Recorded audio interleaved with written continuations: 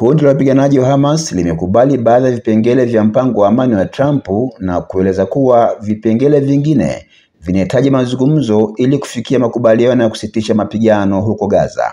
Mpango wa Rais Donald Trump wa Marekani una vipengele 20 ikiwemo kusitisha mara moja mapigano, kubadilishana mateka wote 48 wa Israel ambapo inakadiriwa kati yao 20 bado wako hai na wafungwa wa Kipalestina walioko katika magereza ya Israel. Kuundwa kwa serikali ya mpito itakayokuwa chini ya usimamizi wa taasisi ya kimataifa pamoja na Hamas kusalimisha silaha. Wapiganaji wa Hamas wametoa majibu yao saa chache baada ya Rais Trump kuipa Hamas saa 72 kutoa majibu ya kukubali mpango wa amani wa Gaza. Hata hivyo, kundi la Hamas katika majibu yao kwa Trump limekubali kuachilia huru mateka wote wa Israel walioko hai na miili ya waliofariki kwa mujibu wa formula ya ubadilishanaji iliyoainishwa katika mpango wa amani.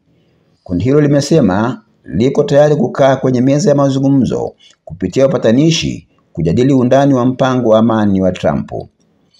Aidha, kundi la Hamas limeonyesha utayari wa kukabidhi uongozi wa Gaza kwa chombo cha wasomi na wataalamu wa Kipalestina kama hatua ya makubaliano ya kitaifa ya Wapalestina na kwa msaada wa Waarabu na Waislamu, tofauti na mapendekezo ya mpango wa Trump unaompendekeza yeye Trump na waziri mkuu wa zamani wa Uingereza Tony Blair kuwa wasimamizi wakuu wa baraza la amani ya Gaza.